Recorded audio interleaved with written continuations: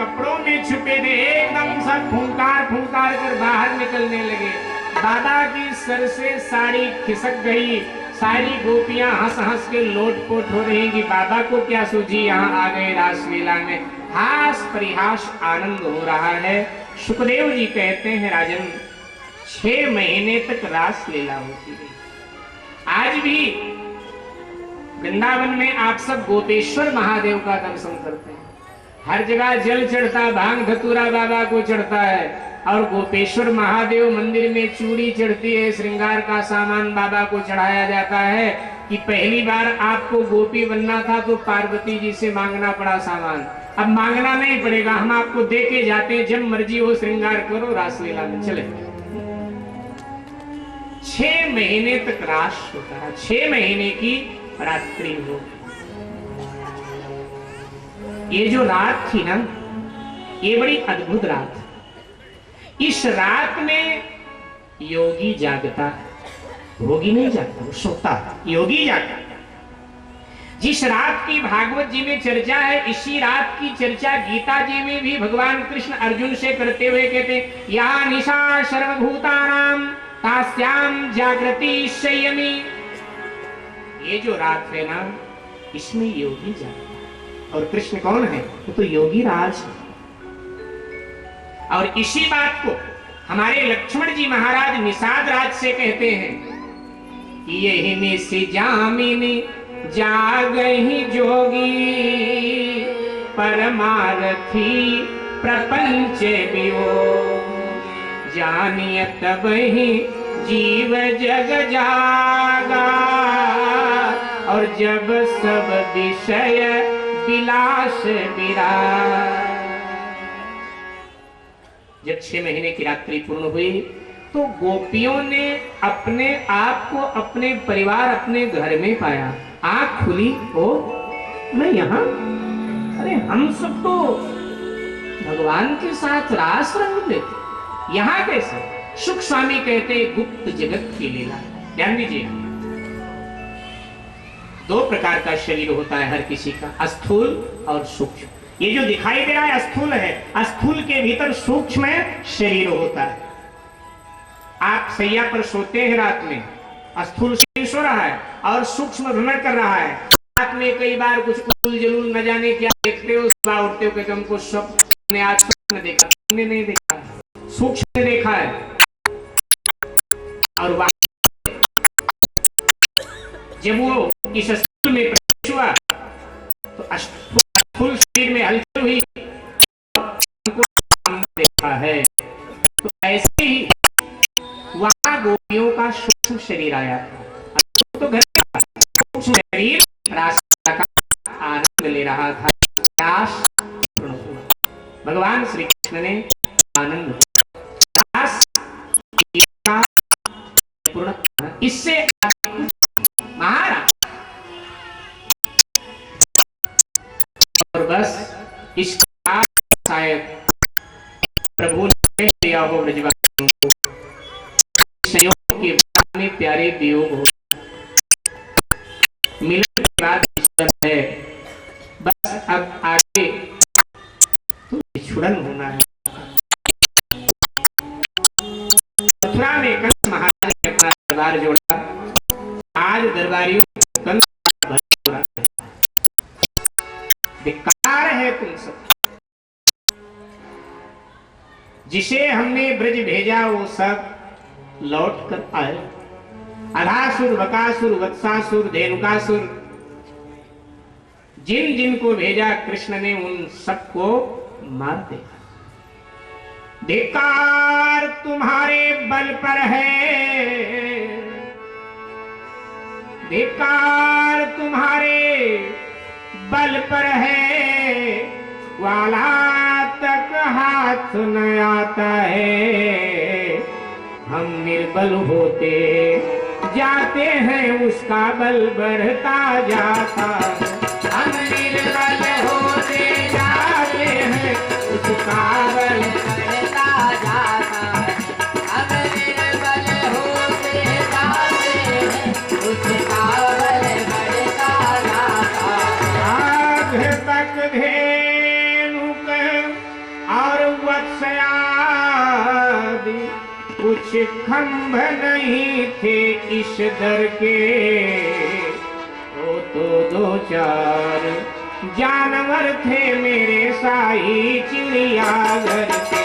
वो तो दो चार जानवर थे मेरे साई चिड़ियाघर के। वो तो दो चार जानवर थे मेरे साई चिड़ियाघर के। आपके प्रलंब आदिक सच्चे रणमल्ल पठाए जाएंगे, और देखूंगा मत वाले ग्वाले कब तक उत्पात मचाए। देखूंगा मत वाले ग्वाले कब तक उत्पात मचाए। देखूंगा मत वाले ग्वाले कब तक उत्पात मचाए। देखूंगा मत वाले ग्वाले कब तक उत्पात मचाएंगे। देखूंगा मत वाले ग्वाले कब तक उत्पात मचाएंगे। कब तक उत्पात मचाएंगे, कब तक उत्पात मचाएंगे। कब तक उत्पात मचाएंगे, कब तक उत्पात मचाएंगे। इस बार प्रलंब की अध्यक्षता में हम सेना भेजेंगे जो ब्रजमंडल को रौंद हरियाली उजाड़ दे, गोपियों को गायों को काट कर यमुना में फेंक दो, बूढ़े नंद यशोदा का सर काट करके ले आओ। इस प्रकार से कंस आक्रोश में बोल रहा था। देवर्षि नारद जी का कंस की सभा में पदार्पण हुआ। देवर्षि नारद जी ने कहा, राजन ये विचार तुम्हारा अनुचित है, तुम्हारे उचित नहीं। ब्रजमंडल के तुम राजा हो, और जब ब्रजमंडल नष्ट हो जाएगा, प्रजा नहीं तो राजा कैसे? हमारी बात मानो तो तुम्हारा शत्रु तुम्हारे घर आ जाएगा, और घर आए शत्रु को मार देना बड़ा सरल होता है। राजन, कंस ने नारद जी से कहा, महाराज वो कैसे? नारद जी ने कहा, तुम्हारे यहाँ जो शिव धनुष है, धनुष महोत्सव दोनों अवतारों में हुआ है। वहां जनक जी के यहाँ हुआ है, यहाँ कंस के यहाँ हुआ है, और धनुष शिव के ही थे। वो भी शिव का है, ये भी शिव का है। अंतर ये था, वो शिव के द्वारा जनक जी को दिया गया था, लेकिन ये धनुष परशुराम जी के द्वारा कंस को दिया गया है, लेकिन है शिव। कहा धनुष महोत्सव रचाइए, कृष्ण बलराम को सभा का मुख्य अतिथि बनाइए। नंद राय को पत्र लिखिए कि आपके बच्चे बड़े योद्धा हैं, वीर हैं, उनका सम्मान करना चाहते हैं, उन्हें मथुरा में भेज दो। और जब नंद जी अपने दोनों बच्चों को मथुरा भेज देंगे तो यही घर में दोनों को मिटा देना, बात बन जाए। कंस ने कहा, नारद जी आपने बहुत उचित कहा, लेकिन ये तो बताओ किन के बातों में आके नंद अपने पुत्रों को यहाँ भेज देगा? नारद जी ने कहा, ये भी मुझे बताना पड़ेगा। कंस ने कहा, महाराज ये भी आप बता दो। नारद जी ने कहा, अक्रूर को भेजो, राजाज्ञा सुनाओ अक्रूर को। अक्रूर वसुदेव के चचेरे भाई हैं, और अक्रूर जाएं तो हो ही नहीं सकता नंद उनके विश्वास में ना आ जाए। अक्रूर की बात नंद मान जाएगा और अपने दोनों बेटों को भेज देगा, यही दोनों को कुचल देगा, दोनों को मार देगा। कंस ने कहा, मैं अवश्य आपकी आज्ञा का पालन करूं। नारद जी ने मन ही मन कहा कि आज्ञा का पालन करेगा तो मरेगा तो जल्दी, मैं तो सोचता हूं तो जल्दी मर। और यहां से नारद जी महाराज गुप्त रास्ते से अक्रूर के यहाँ पधारे। अक्रूर जी भगवान के अनन्य भक्त हैं। अक्रूर जी ने देखा देवर्षि आए हैं, प्रणाम किया, स्वागत किया, बिठाया। महाराज कैसे दर्शन प्रातः काल दे दिया? अक्रूर जी, हनुमान जी लंका गए थे और उनके लंका में पदार्पण होते ही रावण का विनाश, आप भी हनुमान की भूमिका निभाओ, आप फिर चले जाओ और जाकर जैसे भी हो सके कृष्ण बलराम को मथुरा ले आओ। और कृष्ण बलराम मथुरा आए, समझ लो कंस के अनाचार की सत्ता समाप्त। अक्रूर जी ने हाथ जोड़कर बड़े विनम्रता से कहा, देवर्षि इस झंझट में हमको क्यों फंसा रहे? कहां कंस और कहां छोटे छोटे नंद जी के बालक। अरे उन्हें मारने के इसने अनेक प्रयत्न किया, लेकिन न जाने कौन सी दैवीय शक्ति उन दोनों की रक्षा कर रही। कहीं मैं जाऊं ब्रज, नंद जी मेरी बात मान लेंगे, दोनों को भेज देंगे, लेकिन यहां कोई दुर्घटना घटित हो गई तो मैं क्या जवाब दूंगा नंद। और तब नारद जी ने कहा, अक्रूर जो बात छुपी है आज मैं तुझे बता रहा हूं। जिन्हें तूने नंद का पुत्र माना है वो नंद जी के पुत्र नहीं, वो तेरे भ्राता वसुदेव के पुत्र हैं। और सुन, जो कभी दशरथ नंदन बना था वही वासुदेव नंदन बन गया है, परमात्मा स्वयं। जैसे ये बात अक्रूर जी ने सुनी, अक्रूर जी की भाव समाधि, बड़ी देर के बाद समाधि से बाहर आए। बोले मैं अवश्य जाऊंगा नारद जी महाराज, अब मैं अवश्य जाऊंगा। नारद जी चले गए। कंस ने आकर अक्रूर को पाती दिया, राजाज्ञा सुनाई, इसी समय तुम्हें जाना है और जैसे भी हो सके नंद के दोनों पुत्रों को, कृष्ण बलराम को लेकर के यहाँ आना है। अक्रूर जी ने कहा, राजन मैं हर हाल में आपकी आज्ञा का पालन करूंगा। कंस चला गया। अक्रूर जी महाराज तैयार होते हैं, रथ में अक्रूर जी बैठ गए। रथ में जो घोड़े हैं उनका वर्णन करते हुए भागवतकार कहते हैं, मन के समान गति करने वाले घोड़े हैं, मन के समान तेज चल रहे हैं। प्रातः काल ब्रह्म मुहूर्त में अक्रूर जी मथुरा से चले हैं ब्रज की ओर, लेकिन पहुंचे कब? भागवत में पढ़ना आप ये प्रसंग। पहुंचे कब? तो सुखदेव जी कहते हैं रात के अंधेरे में। अब कई भक्त लोग कहते हैं कि नंदगांव मथुरा से आधुनिक गणना के हिसाब से 58 किलोमीटर, और उसमें जो घोड़े लगे हैं अक्रूर के रथ में वो मन के समान गति करने वाले, तो फिर इतना समय कैसे लगा? ध्यान दीजिएगा, बीच का प्रश्न। अक्रूर जी भाव समाधि में जाए, बागडोर हाथ में है घोड़ों, घोड़े सरपट दौड़ रहे हैं। इतने में अक्रूर जी को नारद जी की बात याद है, ओ परमात्मा मेरे वंश में अवतार ले लिया, सूर्य वंश की तरह मेरा चंद्र वंश भी धन्य हो। और तो और वो मेरा भतीजा बन गया है और मैं उसका चाचा बन गया। कहीं न कहीं इतिहास में मेरा नाम भी भगवान के साथ अब जुड़ेगा, कोई काट नहीं सकता है। अब मैं भी अमर हो जाऊं, मैं धन्य हूं, मेरे वंश में भगवान का अवतार। भाव के आंसू बहने लगते हैं, और जब भाव के आंसू बहने लगते हैं तो बागडोर हाथ से छूट जाती है। घोड़े मुड़कर देखते हैं मेरे मालिक रो रहे हैं, तो घोड़ों के आंखों से भी प्रेमाश्रु बहने लगता है। घोड़े भी कहते हैं हम धन्य हैं कि आज हम भगवान को लेकर के आएंगे, हमारा भी नाम इतिहास में दर्ज होगा, हम भी वंदनीय आज बन जाए।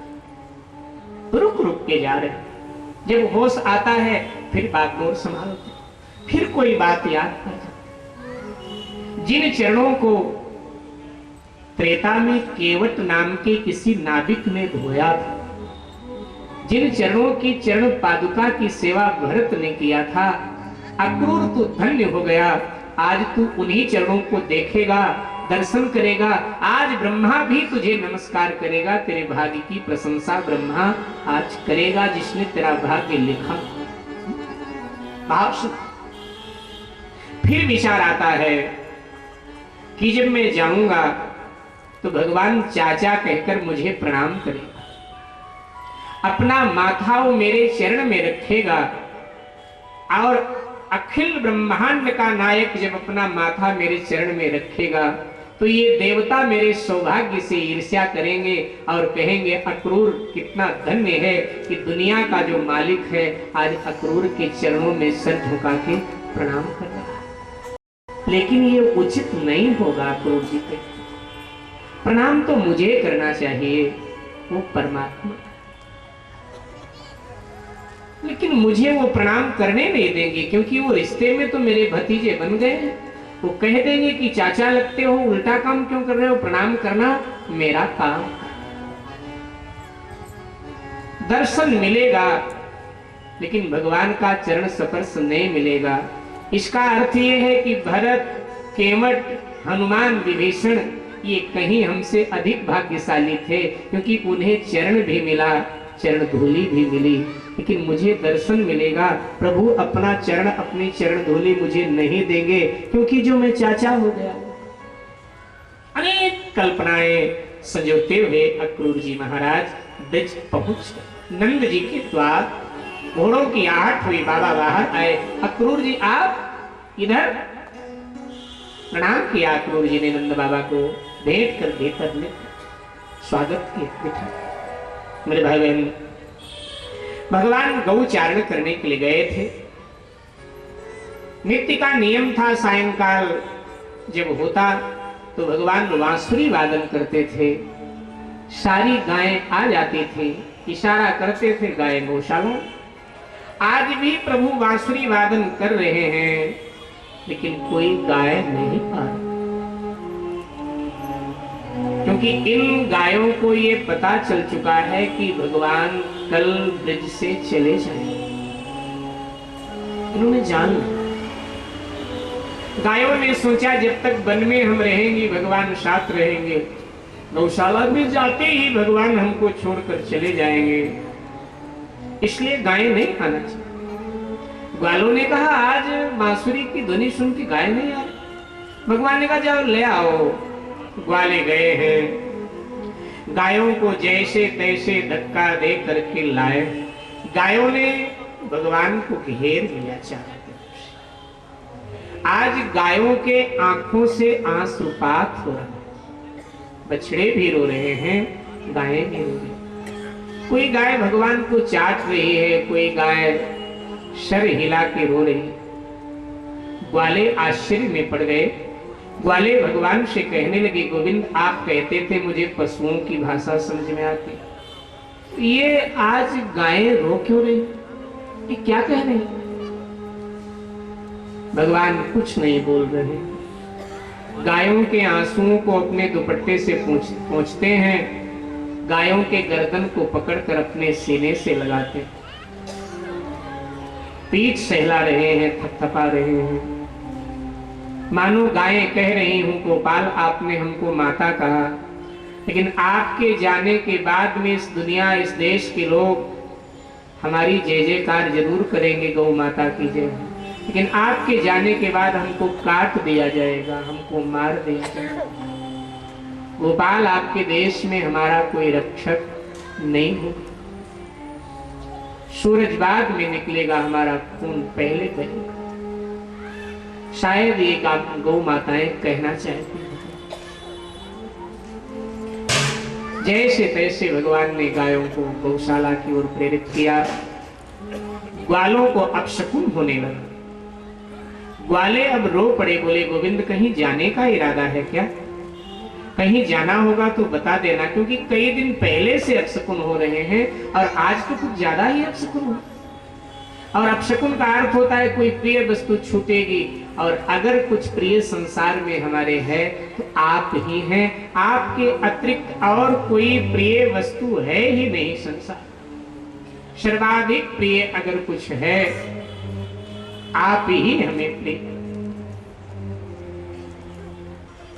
भगवान ने कहा नहीं, कहीं आना जाना, कल फिर आएंगे, यही बांसुरी बजाएंगे, यही गायें चराएंगे, कहां जाना? वृंदावन प्रत्येज्य पदमेकम न गच्छति, मैं वृंदावन को छोड़कर कहीं भी जाने वाला नहीं। ग्वालों ने कहा लाला अपशकुन होता। अंतरात्मा कह रही है कि अपने कृष्ण को गले मिल लो, आज सीने से लगा लो एक बार, कल से तुम्हारा कृष्ण तुम्हें नहीं मिलेगा। हर ग्वाला कहता है एक बार मेरे बाहों में आ जाओ, एक बार मेरे सीने से। प्रभु सबको सांत्वना देते। गायों को लेकर के गोविंद आ गए अपनी गौशाला में। ग्वाले अपनी गौशाला में गायों को छोड़कर ग्वाले घर जाते हैं। लेकिन आज निगोरी याद बार बार आ रहे। यूं तो हमेशा कृष्ण याद आते थे, लेकिन आज की याद न जाने क्या, एकदम उदास हो गए वह। अपने अपने घरों में आए, माताओं ने जब भोजन का थाल सर